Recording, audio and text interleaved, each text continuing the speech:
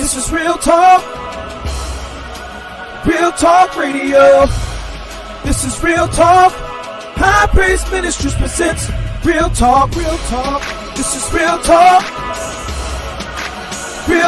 Radio. This is Real Talk. High Praise Ministries presents Real Talk.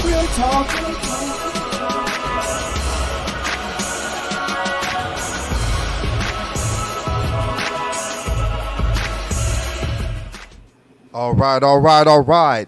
And welcome to yet another edition of the Real Talk Podcast. As always, I am your host, Jesse Jones, along with my, for now, temporarily unfired executive producer. Two podcasts in a row, she done did her job. So let's keep this train going. She is the wonderful, the vivacious, the beautiful, the chocolate, God to me. She is the one and only Miss Phillips. Say hi to the folks, baby. Hi, family. And we got some wonderful guests on here today. Listen, we have been, as and as individuals, we have been on their podcast separately and together for a few different times. This is the first time that we've actually had a real opportunity to really put them on our podcast and get them engaged with our audience so that we can help broadcast them like they have broadcast us. It's been hard because, as y'all know who follow us on the Real Talk Podcast, our technology is not always cooperative. And we still having some issues today, but we said, forget it. We just go ahead and do it. So allow me to introduce, actually, I'm going to let my wife do it before I get too excited. So go ahead and introduce our wonderful guest, ma'am. So I'd like to introduce everyone to the Phillips. This is my friend of, we don't want to discuss our age, but we go way back. My sis, my Gage Park alumni, Tina, and her husband, Eddie, and they are podcasters on the Erudition. Did I pronounce that right? No, you pronounced it right. Wrong person. Okay, on the Erudition network, where you can find them Mondays, Thursdays, and some Saturdays. I see you've been broadcasting on Saturdays. Mm-hmm. So you can find them in their programs. Look, if you need to know about mental health, you need to be tuning in on Monday. If you need to be getting yourself together to know that you are not crazy, that you're just one of all of us who are out here, you need to be tuning in to Tina on Monday. On Thursdays, it's Thursday, right? Yes. Okay, on Thursdays, look, they not going to teach our history in school, point blank. They're even banning it to a certain degree in a whole bunch of states. We have to be our own teachers in our own homes for our black community. And if you need to know more so that you can be a better teacher and a better orator to your family members, then you need to be tuning in on Thursdays and sit down and have these conversations with Eddie. Yeah. They are, listen, along with everything that my wife has said, allow me to also put this out there. Eddie and Tina are the founders of the Erudition Network, and when I tell you it's a family affair, it truly is a family affair. I just saw recently you have your boys doing a podcast now as well, and yeah, I'm excited about it because if everybody else can get their families involved and everybody else can do nepotism and family building and stuff like that, we need to start doing that as well. And the fact that they are interested in doing it and love doing it is a wonderful thing. So I would love for all of my Real Talk Podcast listeners, those who are listening to us live, those who are listening to us on Anchor, those who are listening to us on Spotify, those who are listening to the live replay, or those who are even listening to us on YouTube, please check them out. Please subscribe to the Erudition Network. I know they're on YouTube. Please do it on Facebook as well. Please make sure you blast them as best as you can. Let your friends know. Check them out. It's great information, great laughs, great fun. We've been on there. We have a blast. They have a blast. It is a wonderful thing. Mm-hmm. This is truly an honor of mine to be able to have y'all bless and grace the Real Talk Podcast, because I see y'all work with, and we're trying to get there. We're trying to get to where y'all at. We're trying to get y'all steps. We're learning to step our game up because of y'all. So we just want to give y'all flowers right now, because we would have not been able to do this had we not connected with y'all. Because he had been trying, and the thought was there, and it wasn't happening. Mm-hmm. That is, all of these things are facts. I mean, straight facts. And so we are excited honored and humbled that you would grace us. So, y'all, we've had a taste of y'all and how y'all do. Let's give y'all a taste of the Real Talk podcast. So go ahead and, or are you trying to share? You want me to tell you want to share with us what you want to share with us?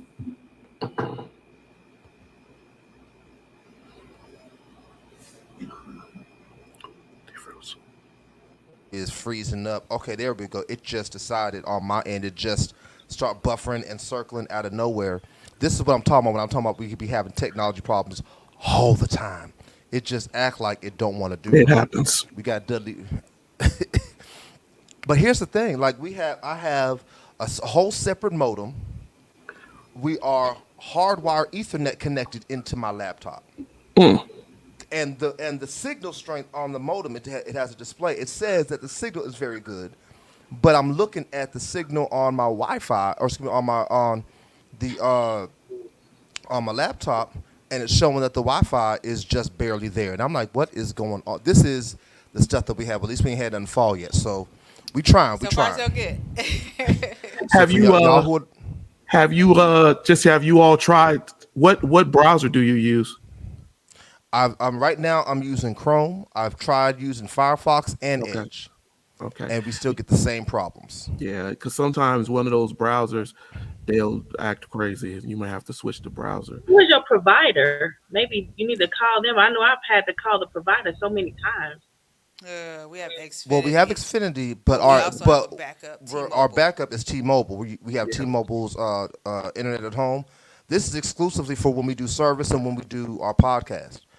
We just Well, had y'all gonna have service. to Just got resort back to from that service. old school wire hanger. Look, we may have to. We may have to.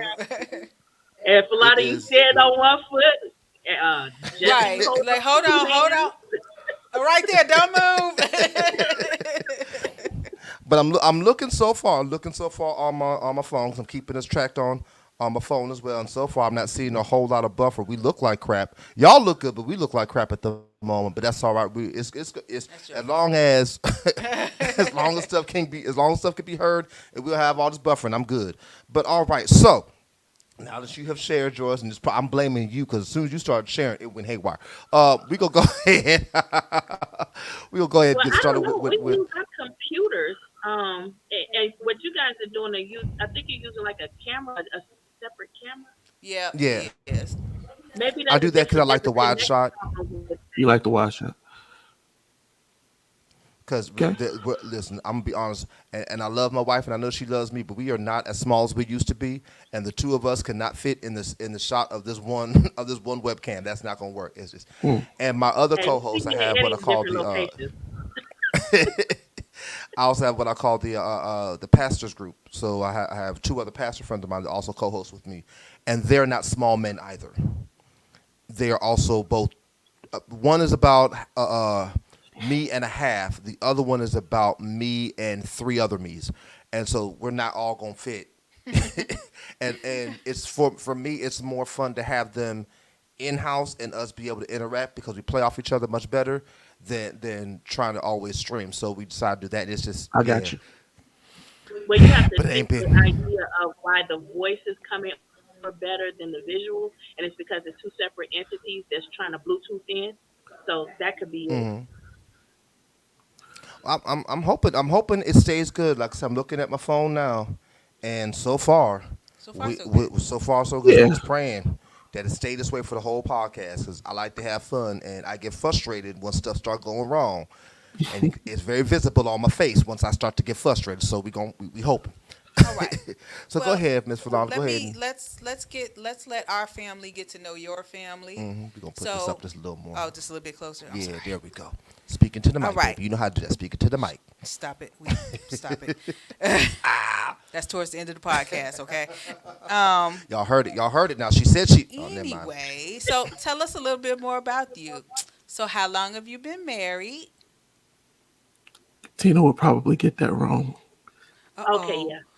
I thought he was gonna say pass it to me and say I say it.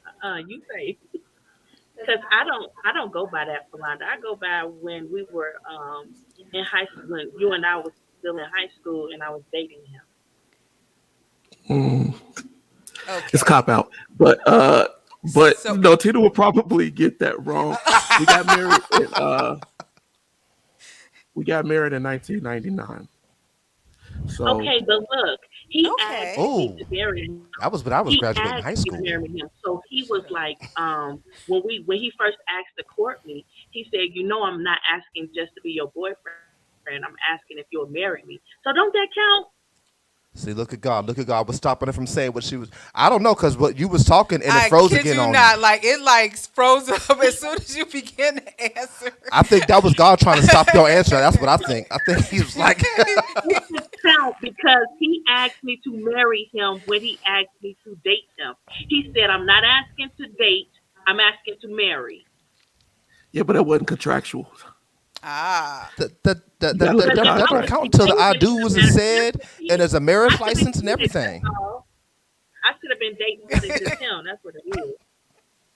No, if you ask the question of when how long you been married, that means how long is that contract, right? Because anybody could But say they've been dating. if you're asking somebody to marry you and not Oh, now it's date doing it to you, you, Eddie. then Now, now it's cutting out on you. it's like you're Probably asking because and y'all acting like you married, right? Is it not? Isn't that what a lot of people doing these days? I'm gonna rephrase the question for you, help you out. Let's do it this way and say, how long has the government of the United States of America recognized the two of you as a union of husband and wife? How long has that been? yes, that would be 24 years, right? Coming up here, this will be 24 years coming in November. Okay. Ooh. Y'all suck. That y'all suck. Y'all taking away my 7 years. She was like, I put My in 7 years ahead of time. struggle. But here's the thing, I've known Tina Those some struggle years. since we were little kids, since she was 5 years old. So yeah, we, uh, we've known each other our whole life. But he had the balls up and asked. Wow. I got to put this up because your son is hilarious. He says y'all was ready to move things along. No more stalling. Look, he was like, look, he who finds a wife, look, just go on here. Look, I'm just letting you know. I'm here for a And long time, it not a should good be time. noted that that kid did not come along until like 4 or 5 years after we got married. Y'all was having y'all fun Years. first, and then What years? It might be 3 or 4. Because he was born in 2002. you know what I just realized? Their marriage is a whole Ashley. Yeah, yeah. Y'all have been okay. Give her 7 years the respect that it is due. No, now you gonna try to do something the marriage long is older than Ashley. No, I ain't gonna let you do that. Our daughter Ashley is 26 years old. She is as old as y'all's marriage. Y'all have a whole Ashley. All Crazy. right. So I got a question real quick before she goes into get to know your questions. What was the catalyst that caused you to start the Erudition Network? So I will say this. I had actually given me the vision to do Erudition 3 years before. Um, many years before. Um, I wanted to. My mother used to always say things to me about teaching, and I didn't want to teach. Right. Not because I don't enjoy teaching, but because there wasn't no money in it, right? And to try to support a family, the way they treat teachers and the way they pay teachers would have been very hard for all the education that you have to get. So going in the military, being in the Navy, I had the opportunity to teach all over. So that teaching part has always been important to me. But then even before all of this situation where we've had legislation and everything where people have told folks that you can't teach history and you can't teach kids this and that, and hiding behind politics to hide their racist mentalities.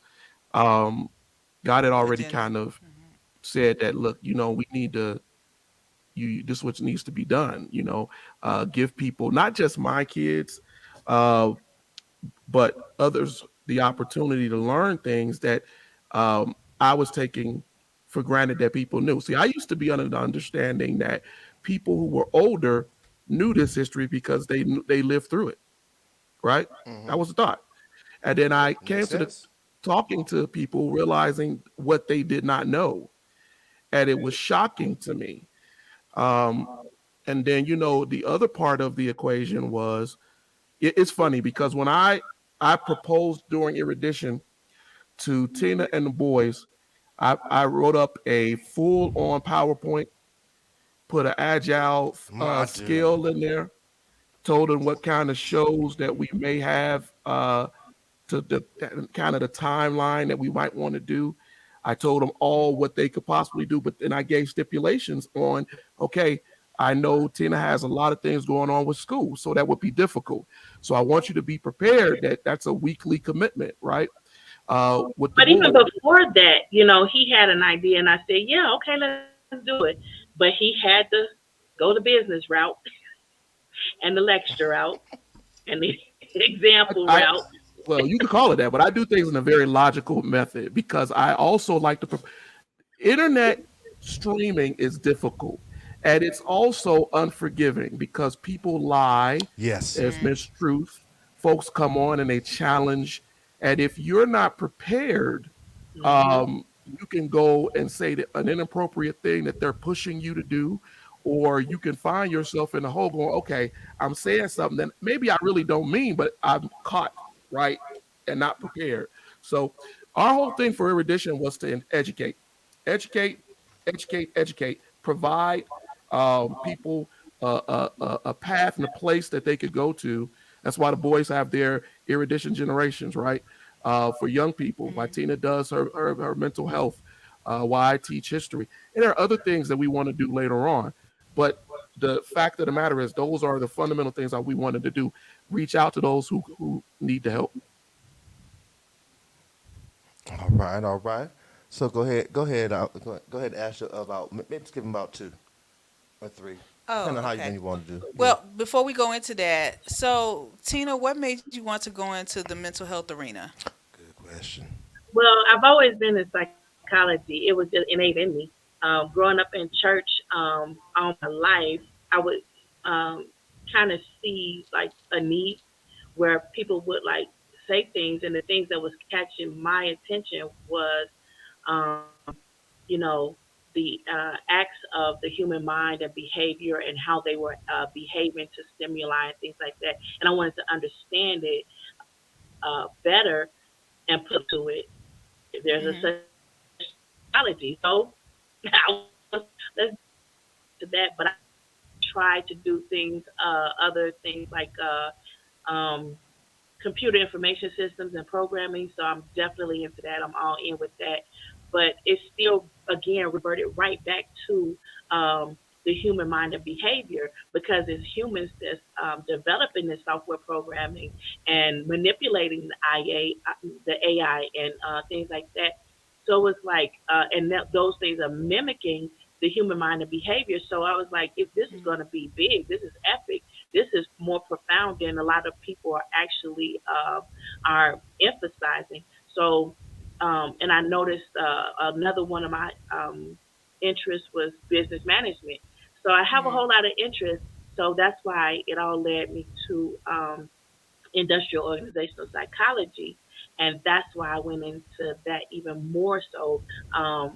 So it's like it keeps maturing and escalating to the next level, and it all derives from the bare bones of being in church and school at the same time, and having people in both of those arenas um, looking for help that they couldn't find elsewhere. And a Mhm. lot of the reason why they couldn't find help is because of things that kept us divided, such as social class, um, the ability to encode, which is to learn and exhibit that you've learned. Some people on the spectrum, some people not, and then the social classes, meaning how much you can afford and how much you can't afford to pay in order to get the help that you need. So that's why I went into it, because a lot of the stuff that I was doing we were voluntary, but it's good to get paid for what you do. But the Mhm. acknowledgments for what you do is still there, because even in my volunteer efforts, I'm still acknowledged in what I do, and even in a lot of times minorities have naivete about how to present information, but in that we also learn from our mistakes and learn from the mistakes of others, so we keep track of what it is we're doing. That later, when somebody else tries to take what you did or manipulate it and call it their own, and it's just a learning process by studying the human mind and behavior. So everything Hmm. kept reverting back to the human mind and behavior. So there was psychology. I get it. So currently, you are still you're still in school. Hopefully, Yes, I'm a finishing up your doctoral program candidate. this year.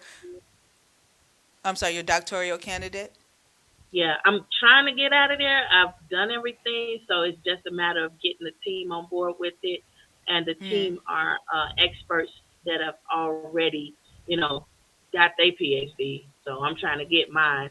So in the era that we're in, I'm finding myself doing a lot of work, and then also having to include the upper administration into pushing this through and continuing to get it developed in different ways that I've never seen done before, ever.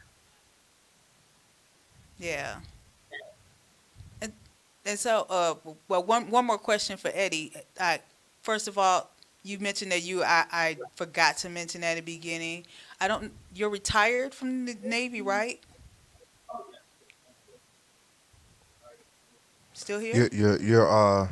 Your mic went out, I sir. muted myself so I wasn't echoing Tina, but Oh, no. okay. Um, yeah, I spent over 20 years in the Navy, so I'm retired from the Navy. Okay, Uh, so thank you for your service. no, Like, thank you. we so appreciate you for doing that, because a lot of us, especially nowadays, we ain't trying to do that. But so I do want to give you credit, give you honor where honor is due. Thank you for your service. And one of your other passions is film, right? Yes, well, I'm film is one of my passions. It's one, yeah, you can say that. I do a lot of things, but Yeah, I think that's what I you love said, it. Eddie. What? Yeah, I love the fact that both of you are heavily involved in all different genres. So that's gonna make, like, it definitely leads to you having an interesting life and a yeah, whole lot of knowledge and a whole lot of perspective. All right, so So we're gonna do one. I'm gonna do one. Yeah, we're gonna do Okay. one. You pick it. You pick it. Okay. You printed them out. All right. So aside from your vast amount of knowledge, let's on your human side. What was your last moment of bliss? And when I say bliss, that means no worries, no trouble. Like, what for each of you individually, Hakuna what was your last Matata. moment of bliss? What a wonderful phrase. Because you can't work all the time. Hakuna Matata. Ain't no passing Are you craze. done? Means no Um, worries. I'm just gonna put it out there since you asked. Moments of bliss for me are Hmm. intimate marital moments, and I try to have that as much as often as I can, because Oh, outside of that's that, right. there are no moments of bliss because everything is perspective based, and it's like you keep having to alter your mind as to, okay, this sucks, but I got something to look forward to with it. So call Eddie up. Yes. That's Yes. Let them. outside of that, I don't do food. As much as I love fish, that's not getting it. As much as I love interacting with other people, that's not getting it. So that's it for me. Yes. I think we need to take a quick pause for a second and just appreciate that. Yes, God. Yes.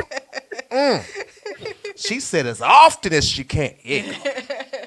Okay, I'm good. I'm good. I just had to acknowledge the wonderfulness of that statement. Yes, sir. Yes, sir. It's all on you, sir. You got to come with something good now, because she came one of the best answers I could ever well, think of right there. I completely. I mean, I agree with her. I mean, but my bliss is not just it's with my wife, but it is also the fact, like I say, even just last night, just the fact if I can lay down next to my wife, right? People, I think sometimes we take that for granted, to be able to lay next to the person that you love and care about, and just rub their back. It ain't got to be all sexual and but it could definitely just be that connection of caring for the person that you love, right? Now that could lead to other things. I'm not saying it can't lead to other things, but that connection is really, really, really what gives me peace and bliss and makes me happy. When I could sit there and lay there with my wife and then rub her, even though she will not, she has no understanding of time when you rub her back, right? So that should be said, Clocks are not important at that moment. right? Um, but the fact is just to be a lot, just to be able to uh, hold, cherish, comfort. Um, Sometimes she'll wake me up. Look. I'm gonna say this. Here's the thing about Tina, right? I've known Tina a long, long time, and even before me and Tina ever started dating, married, or whatever, uh, Tina could annoy me, right? She could annoy me, and when I say annoy, she gets mad that I say it, but it's not a negative thing. What I Mm-hmm. mean is, Tina will wake up or at 1 o'clock, 2 o'clock, 3 o'clock in the morning and ask me some metaphysical, psychological, some fantastical question that nobody should be asked at 3 or 4 o'clock in the morning. Now, I laugh because I say, God, you know what? You got jokes. You real funny, right? Because I can talk to her about it. And then this is the funny part. We'll get into the conversation. I'm rubbing her back. I'm answering her what she asked me. Then she goes to sleep. And I'm like, wait a minute. You asked me a question, and then it's almost every time I'm like, well, I'm answering your question, but you sleep. Oh, I'm not asleep. No, you sleep, right? So, but I find bliss in that because in the end of the day, it's a conversation that we have. I'm sure my son sometimes are like, why are they talking at 2, 3 o'clock in the morning? What's this? But it's whatever.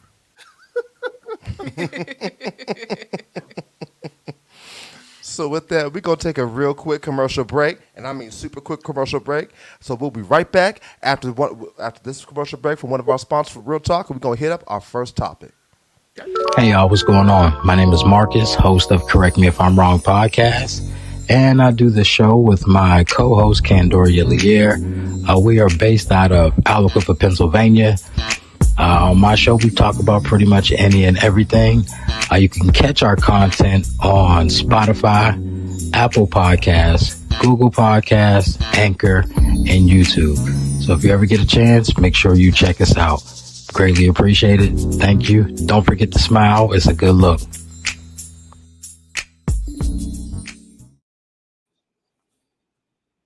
All right, all right. We back. We back. Shout out to my boy Marcus and the Correct Me If I'm Wrong podcast. It's another podcast I have been on a few different times. I'm trying to make sure I can get some time to get him on, but I got to make sure that the topic is right because my boy Marcus, he a whole nother animal. That's my dude. I love him. Love his perspective. I love his mindset on everything. I'm just trying to make sure I find a topic that we can talk about that he won't piss my wife off at the same time. Because I don't have a temper. it's not you have a temper. Listen, I know Marcus. That's Marcus quite a is a name, though. provocateur. Correct me if I'm wrong. That's nice. Oh yeah, yeah. And he when I tell you, he hit some stuff that I only wish I could hit. Like I could talk about on somebody else's platform, but on my own because of the who I am and the things the folk would be saying or whatnot, I gotta somewhat temper some of the things. And so yeah, but because he's a provocateur, he will say stuff and doesn't necessarily mean it all the way, but he kind of does. And he's intelligent enough that he backs it up with logical points that you can't argue the logic. You can say that the stuff isn't right or you don't like it or whatever, but you can never say he's just saying it and he don't know what he's talking about. Gotcha. He's really, really good at that. And so I got to get him on it, but I got to make sure it's something that he can still do his thing. And my wife not look at me like, I'm going to kill him or I'm going to kill you when this is over. Because he's that dude. But shout out to my boy Marcus and the Correct Me If I'm Wrong podcast. Good peoples, good podcast. I would tell you when to tune in, but he's like me. He just kind of does it when he can get it in, and so he's trying to be more consistent with it, and he will. But when he does it, it's fire. So our first official topic for today. And again, we appreciate the Erudition Network for being on the podcast today with us. We're here with Eddie and Tina Phillips, wonderful people, wonderful network, wonderful bunch of podcasts. You need to check out the Erudition Network on Facebook so you can follow all their podcasts throughout the week. So, and I think this is actually kind of, now that I think about it, unintentionally a really good topic to speak about while we have Tina on the broadcast. Like, not that we all can't chime in, but this is something I feel like is really kind of right up your alley because you also deal with mental health and things of that nature.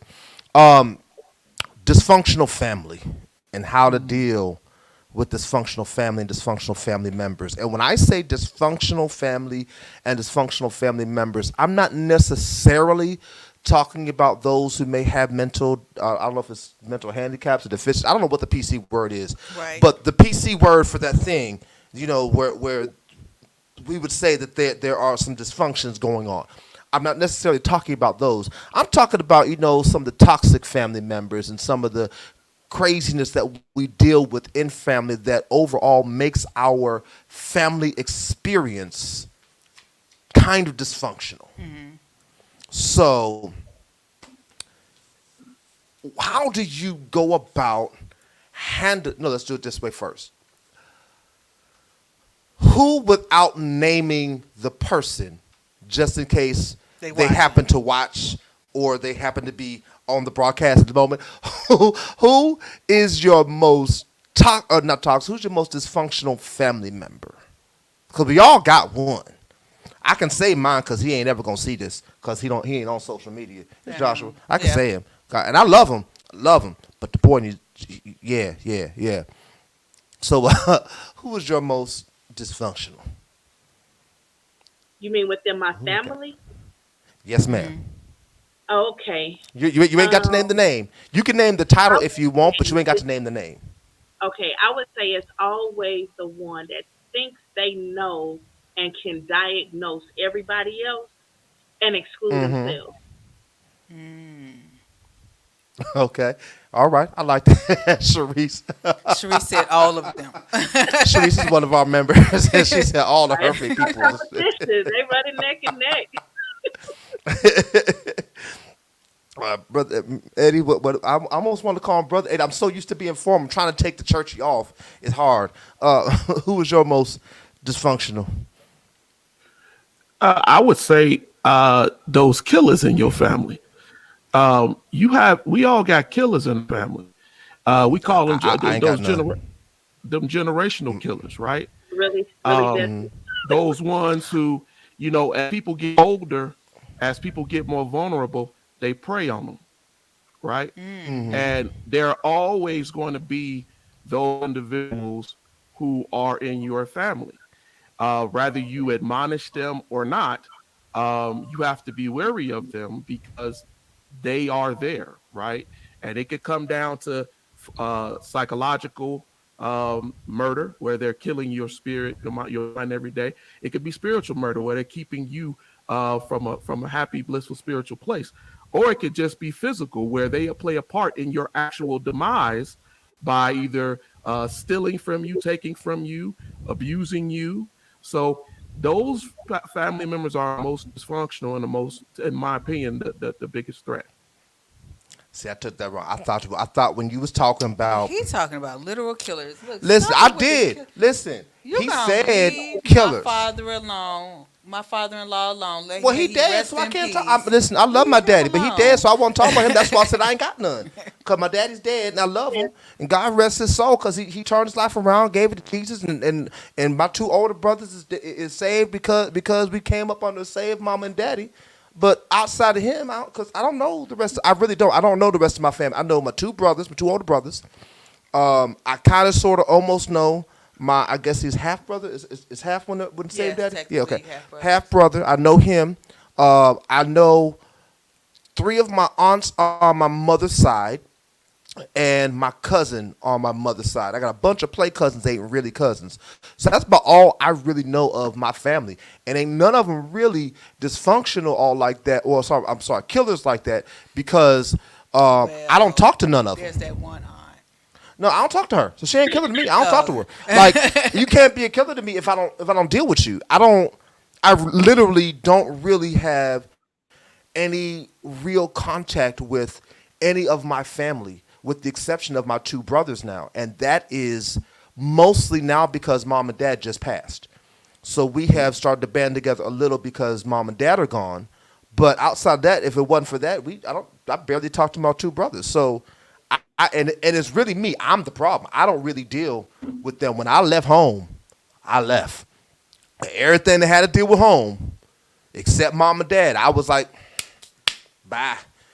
Mom, dad, and my boy Russell, and all three of them dead. So I really wasn't dealing. So I don't. So when he said killers, that's why when he was like, everybody got them, and if I don't, and if I do, I don't know them folks. I can't tell you now.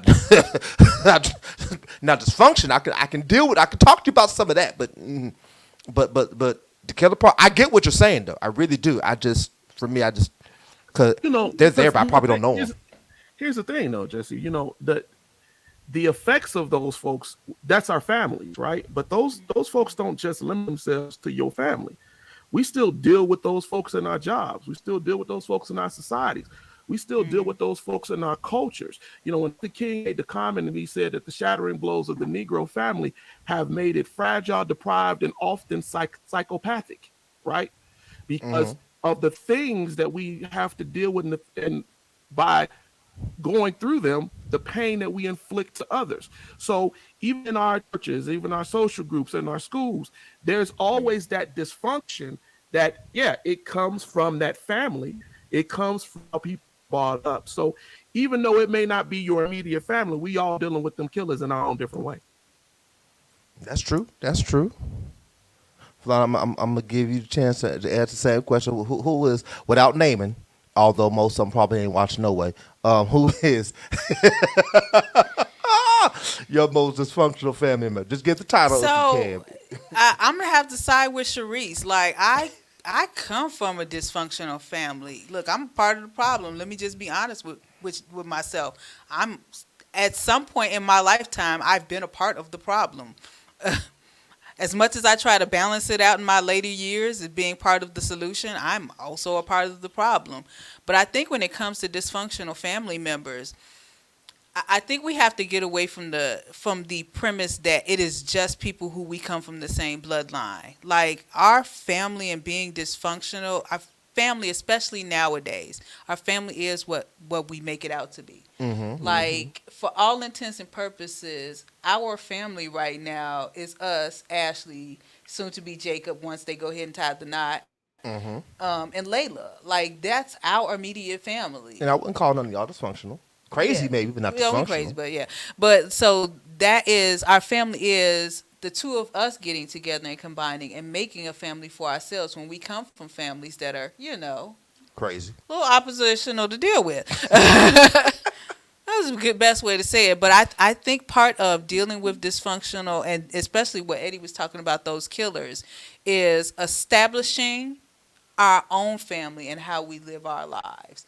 Like for instance, like I can speak to my family. I come from a family where what's a good way to clean that one up? One of our generational curses is sexual immorality. Like I come from a whole line of people who just cannot do right. And for me, like for me, I can say I'm one of the first. That's okay. It's Real Talk Podcast. Anything goes on here. Everything and anything happens. So you are right. But no, so when it came down to like me and a few other of my cousins who really started getting back on the train of being married, like marriage wasn't really a thing for us. Like the older generation was, and then like the next generation after them had saw a whole bunch of the shenanigans and foolishness that went on with them, and they did not get married. And so then they turned around and had us, and then we started to get married, and now our children are married, or getting married. So it's just, making family what it was supposed to be, and not, Supposed to. you know, right. What how God ordained it to be versus, you know, and so is my also my uncle and my cousin and my daddy. Stuff gets Yeah. weird. But for me, like it is one of those where you have to make a decision for yourself what is healthy for you and what is Hmm. not, So that and Agreed. aligning yourself to what is good for you and getting away from stuff that is not. so that becomes a question then.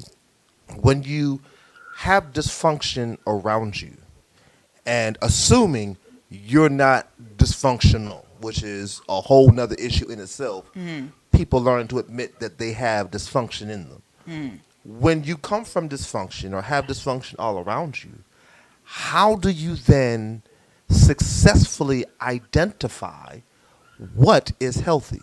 Because most people who come from dysfunctional families and are dysfunctional, that's healthy for them until somebody points out and shows them otherwise, or maybe they decide to get some wisdom and get therapy, and that therapy begins to point out all the dysfunction that's in them. So how does one, aside from therapy, and believe me, I'm an advocate of therapy, but how does one, aside from therapy, begin to determine what's healthy for them? Because even to get therapy takes a modicum of recognition that something is off that I need help with. Tina? Yeah, that's absolutely a good question for you, Miss Tina. Yeah, that is a good question. And it's not so much of they don't know it's healthy or unhealthy. It's the matter of the fact that they're conditioned by their environment or their loved ones or just trying to get along and fulfill their hierarchy of human needs. A lot of times, identifying it really is more about identifying a group of people who also identify as that more desirable behavior, and you move over to that circle and move away from the other circle because it's uncomfortable for you and you know it's wrong and you don't want to go along to get along anymore. So it's not to say that they don't know, more so than they're just like, okay, look, I'm tired of this, I'm done with this, or I'm older now and I can get away from it. Um, so I don't think that it's that they think that it's healthy, more so than it's just, okay, look, I've had enough of this, or I'm finally able to get out the house, I'm grown now, deuces, stuff like that. Okay. Um, so how do you deal with dysfunctional family members? Like, it's At a Thanksgiving. distance, at a At a distance. distance. I mean, a lot of Sometimes it people have requires a distance. misconception that they shouldn't deal with them at all. Like when the QAnon theorists came out, and you had all these people, the homes are breaking up, and I felt really bad because I did know some of the people, and I knew them before they were um, adapting that new ideology. But those family members started to pull away from them because they were like, look, you're going the wrong way. I'm not going to deal with you at all. I can't be affiliated with you. I can't be seen even dealing with you, even though you are my mother, even though you are my father, even though you are my brother or my close in home family member. I have to now deal with you from a distance. And really, I did an episode on loving people through it because it's not to say that it's just them that's the problem. It's you that's the problem as well. It's a give and take there. The way you deal with it is you can't seem like you get going along with them because they are going in the wrong direction if it's something that's hurting them or hurting you. So you deal with them according to positive and negative response. If they're doing what you want them to do, you deal with them.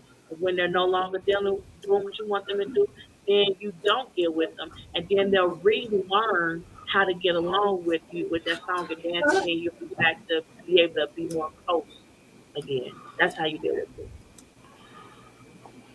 All right. What about you, Eddie? Yeah, because I was gonna say you look like you got something to say. You had I heard I heard that because that's to me that's the sound of I got something.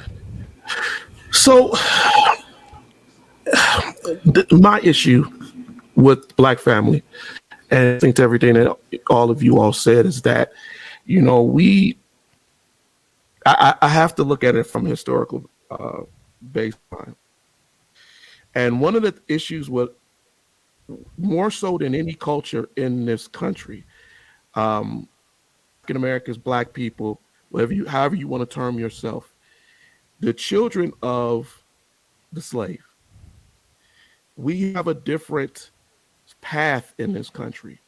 We have a different path because of the things that happened to our ancestors in the country. Not the same as those people who just traveled over here in ships uh, because they wanted a better life. No, our ancestors were brought over here, over here.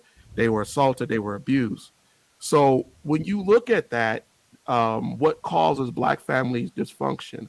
When you look at the disgust, the anger, the physical, verbal, psychological abuses, the infidelities, the I don't want to deal with these kids. So the emotionally distant folks who don't want to even communicate.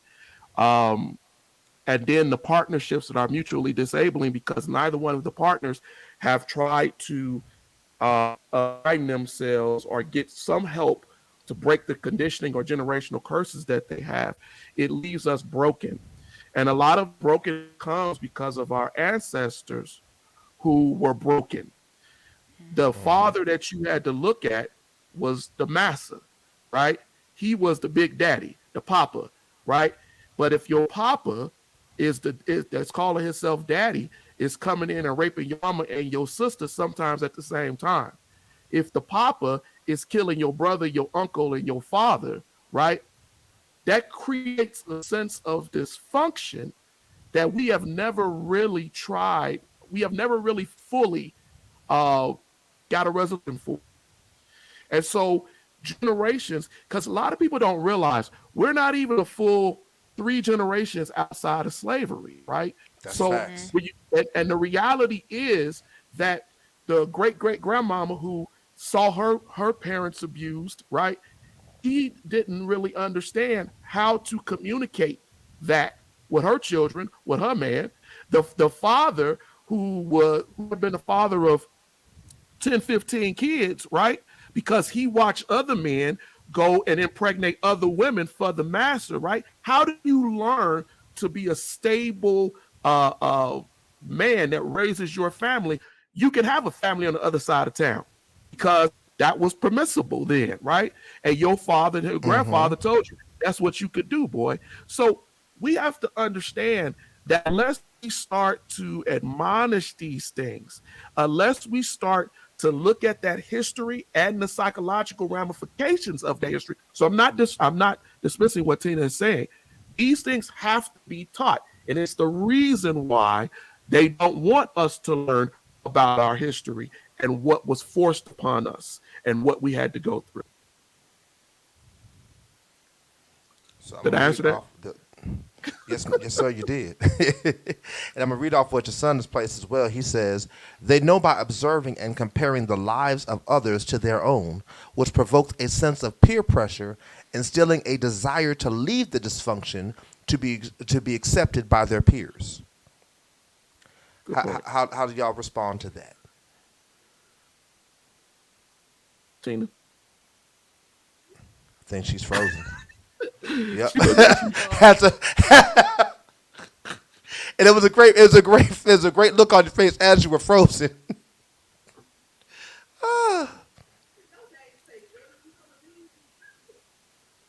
well, so here's the thing. Um, they want to leave the dysfunction. I do believe that everything that Teddy is saying is right. But how do you leave something, right? If the dynamics of your family require that to communicate, we got to disrespect each other, right? We got to talk down to each other, right? So there's no trust in the father, there's no trust in the mother, there's no trust in siblings, right? And ridicule becomes the conversation of your home, right? It Mm-hmm. becomes something that you're used to. So how do you have a productive relationship, right, with anyone when everything that you've been taught, right, tells you that to show love, I may have to beat that woman, right? To show love, I might have to misuse that man, take his money, right? I might have to tear him down to make him feel like he can't go get nobody but me, right? All of these mutual disrespects and angers and violations that become the norm. Now, what happens is we don't just live in our homes. So when our children leave out of these homes, right, and they go to school, go function at jobs or whatever they are, they're taking all of that dysfunction right along with them. So they might get out here. We used to tell our sons, you might get out here and co-sign something and get the hell out of you, right? Because you thinking I get away with it in my home, I get away with my mama and my daddy. Why can't I tell this woman this? Why can't I tell this man this? Until they put hands on you, right? Mm-hmm. So these dysfunctions are deep. They are copied, like as he said, and they're peer pressure too, because it can come from the outside as well as it can come from the inside. That should be said also. Yeah, so So going back to being conditioned, there's many different ways to be conditioned, but the way to correct that behavior is again with positive and negative responses to it. I can deal with you if you're doing what I need, what I like, and what I can deal with. Other than that, I have to love you from a distance until you get the understanding that this is a back and forth, and it reconditions that person to behave in a desirable method to be with you.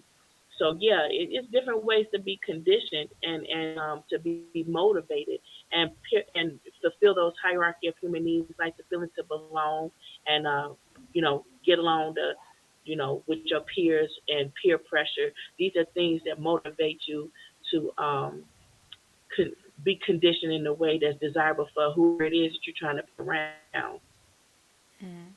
True. I think I had a really good real life example of that. So I have this uncle, and I'm not gonna say his name. He don't build social media, but I'm not gonna say his name anyway. And his normal conversation with members of the family, like he'll call you at 3 in the morning just to cuss you out. And many of my family members will tolerate this kind of behavior. And I had to sit him down. Like after I got grown, I was like, look, hey, let me reintroduce myself to you. Cause I think you know me and you don't. So let's sit down and really have a conversation so I can tell you who I am and why your behavior will not work with me. Because just because we have the same blood running through our body don't mean that I won't cut you off. I will not tolerate your disrespect. I have not did this to you, and it is unacceptable that you treat me like this. So if you Mm. want to have a conversation with me and you value me as a human being and you say that you love me, then you need to hear me out and I will treat you accordingly. Because if this is the conversation you come with me come at me with, then trust and believe this is the same kind of thing that you're going to get back. And you really don't want that. Like, I'm really not in that space and time. Like, I want to love you. I want to give you the honor that is due because you are my uncle and you are one of my elders. But if you cannot give this thing, if this can't be a reciprocal relationship, then there either won't be a relationship at all, or trust to believe me, I will make your skin crawl. Don't do this. Like, this is not how you want to interact with me. And I from love that that. time on, I'm sorry, go ahead.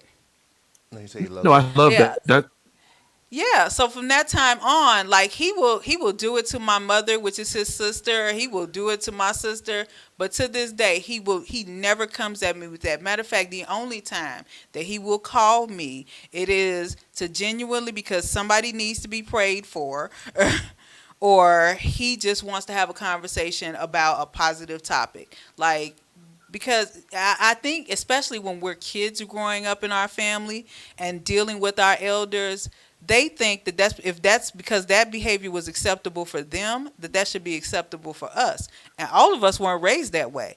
I was like, that's not me. I not to say that I'm better than anybody at no point. I said, but no, my mom just raised me differently.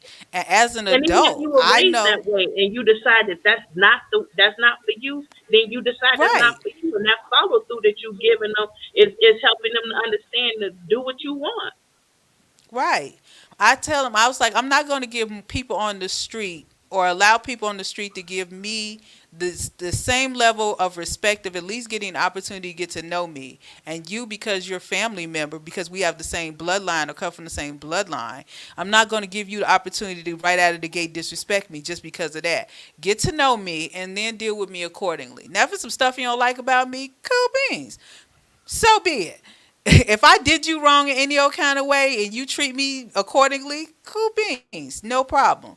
But do not out of the gate without knowing me. I'm not going to give you the opportunity to disrespect me. And at the same time, I'm not going to disrespect you. Yeah, this may have been who you were in the past, but tell me who you are now, because people change and we evolve over time. If we could do that same thing on our job with our coworkers and with strangers we meet on the street in our social settings, then what is the problem with that being okay? With that being not the standard for our family? Hmm. So It's a good so point. here it is. Here's a question I have because I'm just a question person at this point. I like topics like this where I can just lay back and ask questions and let everybody else talk because I talk too much all the time anyway. So here's my question for you, and I'm gonna preface this by saying I don't mean no disrespect to Chicago, nor am I talking about Oh all of my goodness. Chicago. No, but hear me out. I promise you, it's not an attack on Chicago. I promise. However, it is. So here's my question for all of It's three y'all against one Chicago, today. and this is why it's the perfect opportunity to ask that. So for all of you all from Chicago, and your answer, I believe, will help other people who are not from Chicago, but I preface it with Chicago. That way I can get the blood boiling in the answer as well. What did it mean for you all and to you all to be able to make it out of that type of dysfunction that Chicago stereotypically is? And knowing that you're from the South Side, there They is a are lot of too. Chicago. There is a lot of dysfunction on the South Side of Chicago. Look, what? Don't look at me like that. Listen, That's a Here we it is stereotype. go. Here not. we You have go. taken me there now. Right. She has taken me to Chicago trying to talk about they ain't know about You was dysfunction on the South fine. Side. I wasn't gonna Yes, let because nothing I happen know to how to you. operate outside of dysfunction with my knife and with my ability to say I will take your life quicker than you'll take mine. So anyway, I'm sorry, Facebook. Y'all ain't supposed to hear that. Just act like y'all don't hear that. Facebook is already trying to act like they don't like me anyway. They ain't let me tag nobody You gonna for get shadow 24 banned. Keep hours. it up. Anyway, but what did it mean to get out of that type of dysfunction to a place where in the separate places that we all live where you can just kind of, even if it's not that deep of a breath, but just kind of breathe a little bit, because even I can speak about Columbus. It's dysfunction in Columbus, but I don't think it rises to the level of the dysfunction in Chicago in the same way. Like there's a lot of dysfunction in Columbus, Ohio, lots of it, but it doesn't in the same manner rise to the same level of dysfunction that Chicago does. So getting out of that to a place where I had to worry about these things that's dysfunctional to a place where I no longer have to worry as much about these things. What did that mean? Y'all Well, want to go I'm first? I like to start with that one because I'm from the south side of Chicago, Eddie from the west side. So we No, I'm always not. do this whole south side, west side thing. And they But said, don't I'm give me gonna West Side. say I'm gonna say, being a woman, it's like we have that problem no matter where we go. That's just the norm. It's like it's hard for us to breathe. We gotta lock the doors, put chairs up against the doorknob and all that stuff before we can breathe. We go to the bathroom, can't breathe, especially public restrooms, and we can't breathe. I mean, so it's like, do you really escape it? Is it really a time where you can really breathe? When I was in Chicago, living in Chicago, you know, uh, really the only times I could really breathe was in church because back then, you can escape to church and, nod off. I'm not trying to nod off in service, but, get a little nap It and happens. be all right, in public. And a lot of times, it might be because, oh, I lived alone. I had my own apartment, and sometimes I couldn't sleep because I don't know who's trying to get up in here. And then it's like, not just that, but it's like it's always something that's going on that you have to be hyper vigilant of. It's not just Chicago; it was everywhere. My brother, he was in the military, and he would always want me to come to where he is, so I traveled with the military even before I married my husband. And even in those locations, it was always a matter of hyper vigilant. You got to be hyper aware of your surroundings. It may be different for men, but for a woman, it's always been there. And it doesn't matter if I live in Chicago, South Side, or I'm on the West Side visiting, or I'm in Florida visiting, or wherever I am. I'm always watching my back and whoever I'm talking to. I'm always looking like, okay, just stay arm distance. That's why I'm like that. I don't like hugs and stuff like that because I need to see your hands. I need to see what you're doing. What are you doing? That's just the way I am, and it is because I'm more concerned about my safety and my well-being and my person as opposed to your happiness and what you want to do. It's never changed. It doesn't matter your location, the area you in, and if you're not in a good neighborhood, move to another neighborhood. But really, I had to function on 79th and Kingston. I had an apartment by myself over there. I had to function. You just go there during the daytime and just, act just as ghetto and about it as they do. Because when it comes down to it, fight or flight gonna kick in, and somebody might have to go down, and whoever win. That's all it is. Eddie, because I saw your face on part of it. I saw the eyes get big on part of it. So, Well, so go ahead, sir. I don't think it's just. I don't think that it's just. How do I preface this? Okay, so Chicago has its problems, right? New York has its problems. Detroit has its problems. Different places, but I equate it to trauma, right?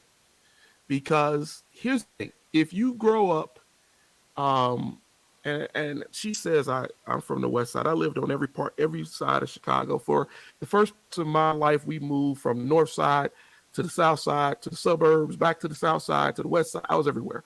Um, and one of the major reasons why we had to move to the suburbs was because one of my uh, dysfunctional family members, a cousin of ours, kicked off a gang war with my stepfather and my uncle. They had nothing to do with when he decided to throw down a gang sign of a rival gang on the north side, who will remain unnamed. But in doing that, uh, when my father and my uncle came back home later that evening, about 10 men ran from the corner of the neighborhood, shooting into the back of the apartment complex, trying to kill my father and my uncle. And my uncle, who was affiliated with gangs, was very worried that they were just gonna come bust in these doors because my grandmother lived in this apartment complex, my auntie did, we did. Um, but here's the thing, growing up under those types of trauma, right, where we had to be snuck out because they sent the message to my mother through my younger uncle that they knew how me and my sister got on the bus to go to school, right? And having to be not having a full understanding of being put into a car late in the middle of the night, sneaking through the alley and being taken to Aurora, Illinois to go live there for the next 2 years and spending months having to sleep on your uncle's floor in a very small apartment. Those traumas stay with you. And so I think no matter what you go through, growing up, living through those situations, you see the things going on in Chicago, the violence and other places, that trauma, once you get away from it, once you leave that area of trauma, say you go to Columbus, say you come out here to Denver, say you move to Las Vegas, it's going to feel different for you because the place where you were traumatized has changed. Doesn't mean that the place is better. It just means it's not the place where I traumatize. It's not the place where I see people who I know, right, who are going through hell or bringing it to my house, right? I can get away from them. I can live in my own little environment, my own ecosphere, and I don't have to worry about them knocking on my door at 3 a.m. morning talking about the gangs are chasing me, right? Where if my kids are going to be okay because cousin such and such did something stupid. Tia made a point. It's the conditioning, right? It's the conditioning. And once you strip people of their natural understanding or natural roles that as God gave us, and they get into a survival mode, oh man, anytime you can get away from that, you go better. That's kind of the point that I was making when I was asking the question, because I know you all, the three of you all are from Chicago. Let me give you a chance to answer as well. But that's the kind of point I was making. It's not so much that Chicago is so bad, But I want to get the blood boiling because I want you to think about the dysfunction that you were in Chicago as opposed to where you're at now. That's why I said I know all places have their dysfunction, but it's a like Eddie so eloquently put it, it's a different kind of dysfunction because the dysfunction and the trauma that you dealt with in Chicago is not present in the same manner that it is where you're at because the people who perpetrated it are not there.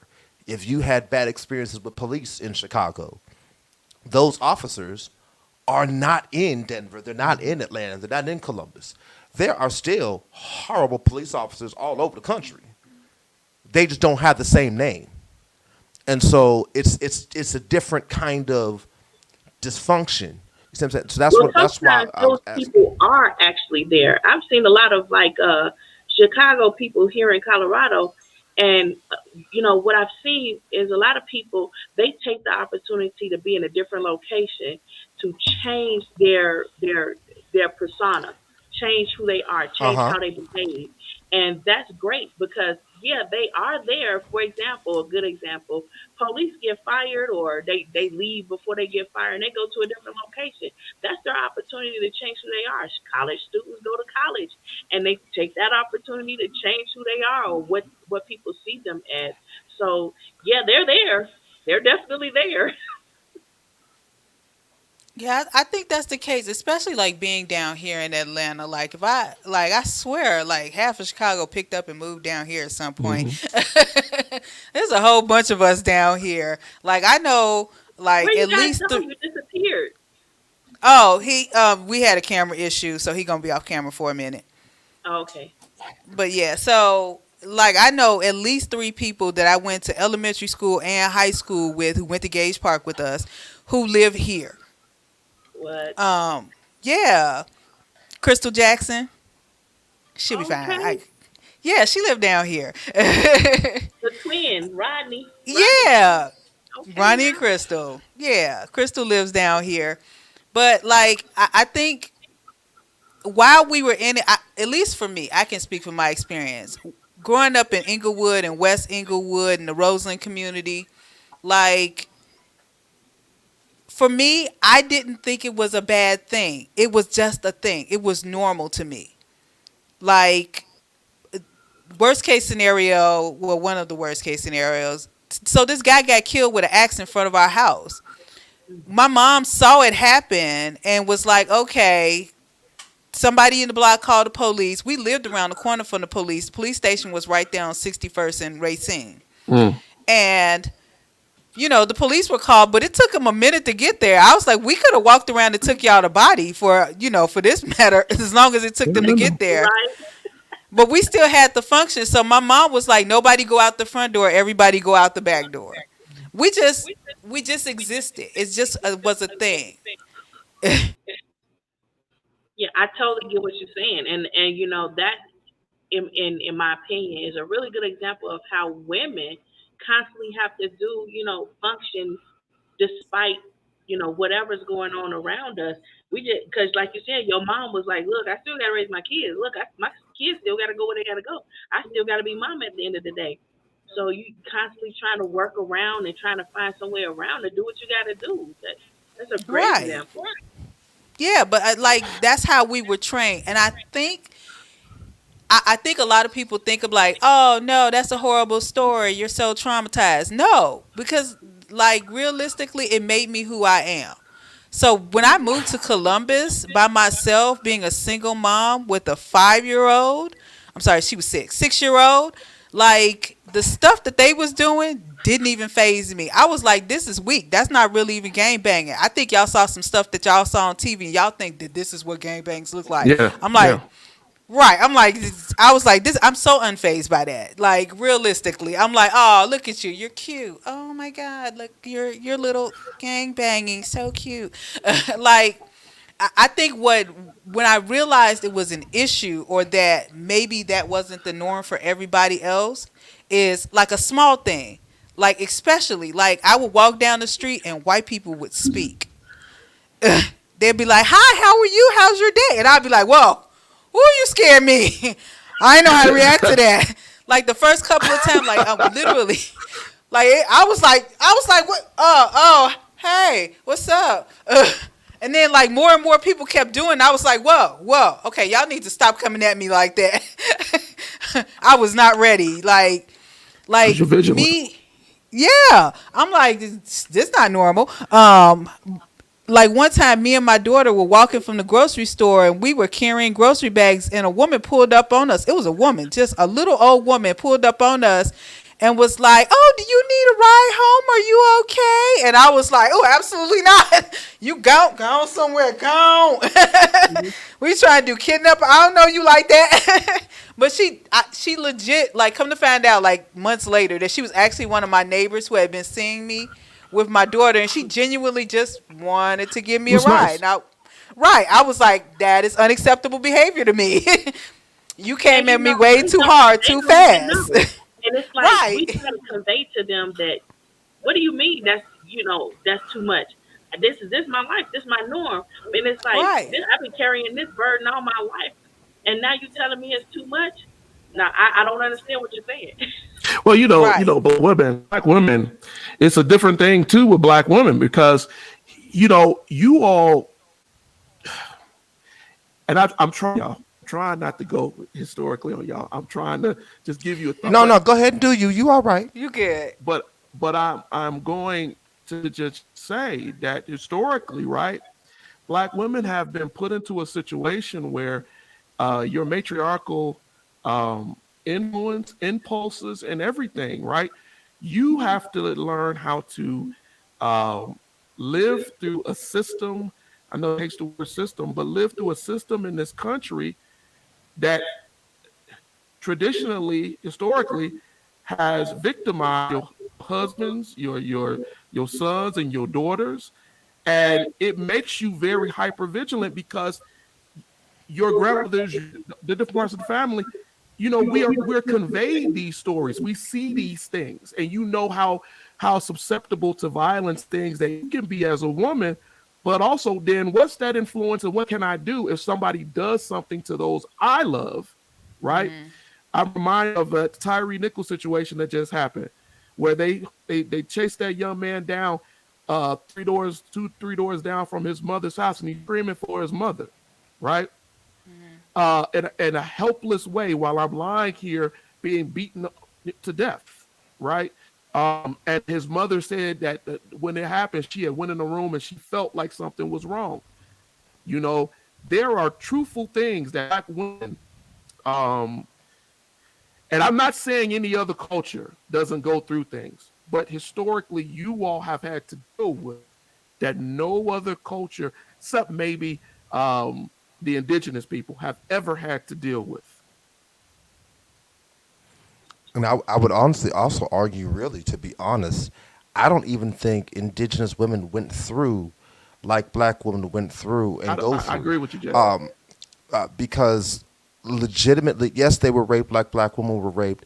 And I'm sorry, I'm not supposed to say that word either. Facebook get ready try. They really gonna try and ban me now. They were taken advantage of SA. on no, because I don't want to use that term because that softens it.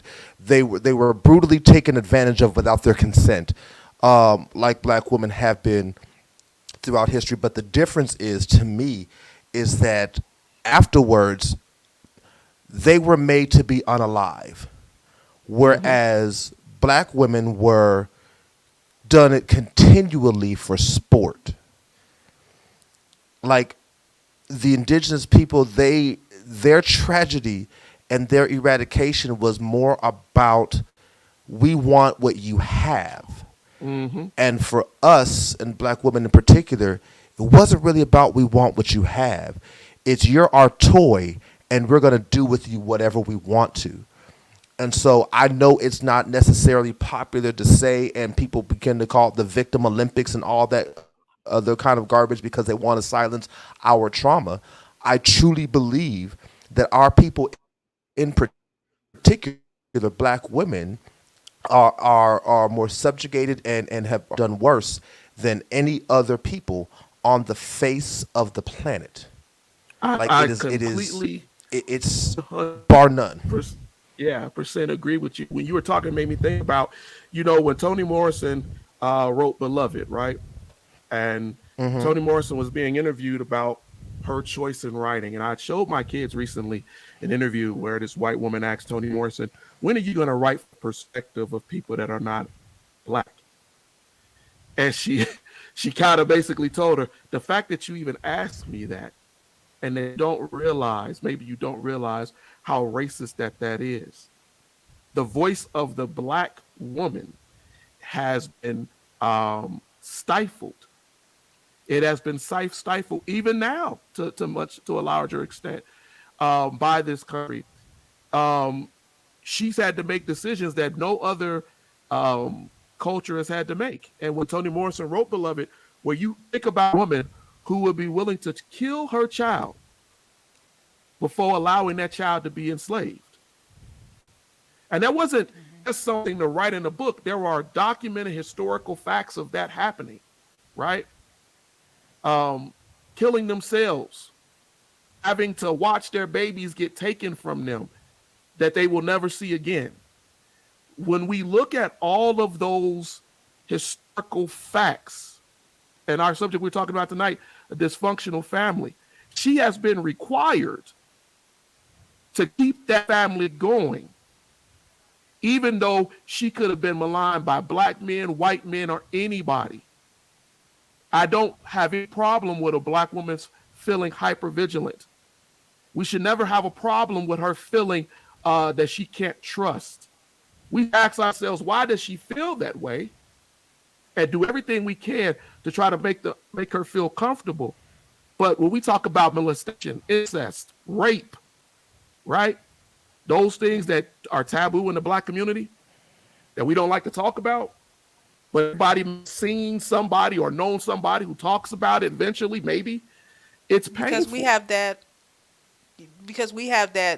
that unwritten rule that what happens in the house stays in the house.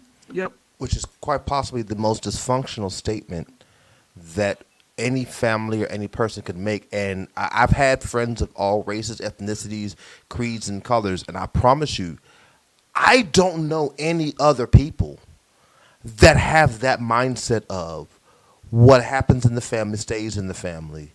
Keep it under wraps and cover it up, and you'll be okay. Everybody else, and this is just my experience, every Well, I'm other going to have to race tell and you things that I've dealt with it is is out there. It is out there, especially among the Muslim faith. You see it more in the faith aspect more so than in the cultural aspect because Muslims can be Turkish, it can be anybody, but you see it more in the people's faith and the practices of their faith than you do in a particular culture. But yes, it is out there in different cultures. That is one of the things because incest is a global concern.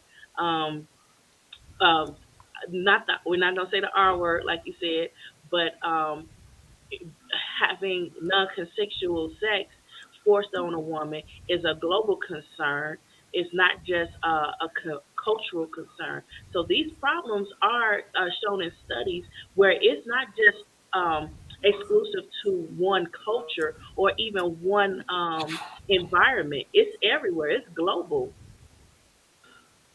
I stand corrected. I know y'all feel like, hey, you being singled out. I know that. I feel it, but it's not just us, it's everyone. And it's not just a particular class. Because you got rich folks, they got a lot of spouses. I am so grateful for the echo right now because you have frozen, but I was able to hear most of what you said through Eddie's mic.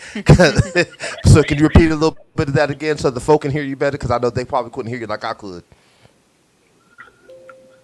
Okay, so what? Oh, that it's global? I know it feels like we're singled out, like our experiences are exclusive to our African American culture or even African culture. But global studies exhibit that this is a global problem where people are forced to be in sexual relationships that they would otherwise not choose to. It is not just incest or the R word that we won't say. It is global that these are some concerns that are being noted in studies and is mostly observed when people have faith that they're practicing, that they want to keep those things under, under the rug, and when they want to say, well, what goes on here, what happened here, just keep your mouth shut about it. And the rich people, they can pay people to, not say anything. Like, some Trump is going through a litigation right now where he, that was a common practice where you would do something and you'll pay somebody for their silence or their decorum. Let's say you paying them for to be yeah, Their discretion, discretion. for their discretion. Mhm. Um, but really, it's not exclusive to a culture or social class or an economy or a particular era in time. This is something that's been an ongoing concern. People just try to, not talk about it because they don't want to overemphasize it. Maybe they don't want to um, it's a wound. They don't want to, rip the scar off of the people that's had the problem or whatever. It's many reasons why a lot of people say, shh, don't tell nobody. So I know why we feel like our experiences are exclusive to us. Studies show otherwise. And it's not just white people, black people, Indians, or whomever you may feel like it's just exclusive to you. It is a global thing, and that's why sometimes I like to tell people that these are the familiar spirits that we're all battling, and we don't acknowledge it as familiar spirits because we want to talk in the natural realm as opposed in the spiritual realm. But there's no real other way to explain what's happening on this side of the planet is happening on this side of the planet, other than to say, just a familiar spirits that we're battling. That's right. I'm gonna push back on that a little bit. I'm gonna All push right. back on it. I agree with you. I agree with you that there is global studies that suggest this. And I know for a fact that incest happens in some of these rural families, and it has happened for time immemorial. So that's not um, a shock to me. But the only thing I'm going to push back on is that there is a reason why we should feel that it does affect us, especially our women, our black women. And it is because I did a show a couple of weeks ago talking about the suffragists and Mm-hmm. how the women went out to go march, do all this stuff for equal rights. But when it came down to black women, they were really quick to like throw them off to the side, right?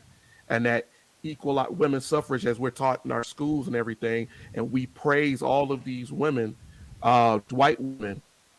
Nobody talks about Ida B. Wells, Sojourner Truth, or all of these people. You know why they don't? They don't talk about them because they're a disqualifier for you, right? Yeah, she's a woman, but she ain't our woman. It's the same disqualifier that marks as black men. And when you look at phrases, I keep a phrase on my desk. I keep several little phrases on my computer, and one of them that's sitting here right in my face is Thomas Jefferson, third president of the United States, and talking about the same man who was sleeping with his dead wife's uh, black half sister, right? Who was born Mm-hmm. because she, the mother was, or the father had raped the mother, right? So not only was her mother sexually assaulted, but then also she was left in the care of her sister's husband, who then went and had children, black children, with her into slavery. And Thomas Jefferson wrote, when he talked about black people, black women and men, that love seems to with them to be an eager desire. There, it's not a tender or delicate mixture of sentiment sensation. His thought was that we just wanted to have sex and we should be used for sex. When you look at black women that way, and it's been that way, an accepted way, because Thomas Jefferson was considered to be this educated genius, right? Still talk about him Mm-hmm. today. These are the things that have been left to us in our history, in our training, in our schools, right? In our science, in our philosophy, in our psychology, in our sociology. And so, unfortunately, I have to push back because, yeah, in a country like, say, Iran, or in some parts of the Middle East, it may be perfectly acceptable by their sovereign law for you to go marry your sister. But in America, and what they consider to be civilized society, that's not their term, not mine, right? Those things are supposed to be illegal.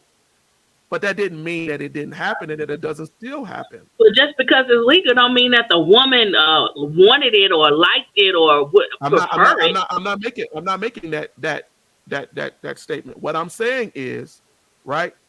We got to hold where we live, America, to its law, right? If America says it's illegal for me, it's illegal for you. It shouldn't be, yeah, let's pay them off and let's forget about it. Let's keep it in our house and let's not say nothing about it.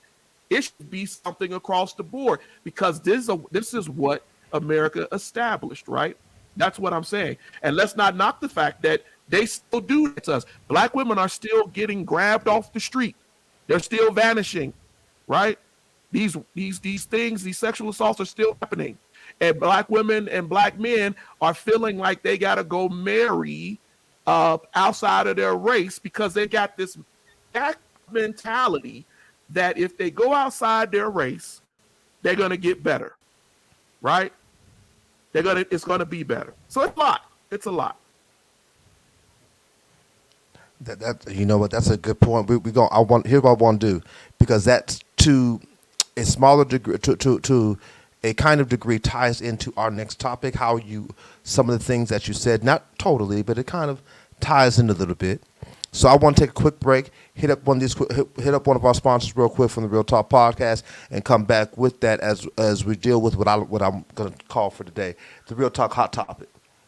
Because I feel like what you were talking about in terms of what they're able to do to us becomes acceptable, and I feel like it kind of ties into a lesser degree the topic, the hot topic that we have with what's going on in the world today, that, well, at least in this country anyway, that's been big news for the last 3 or 4 weeks that should have fizzled out, but hasn't fizzled out because we have some people in office and married to office saying dumb stuff about it too. So we'll take a quick break. We'll be right back with the Real Talk Podcast. This is Real Talk. Real Talk Radio.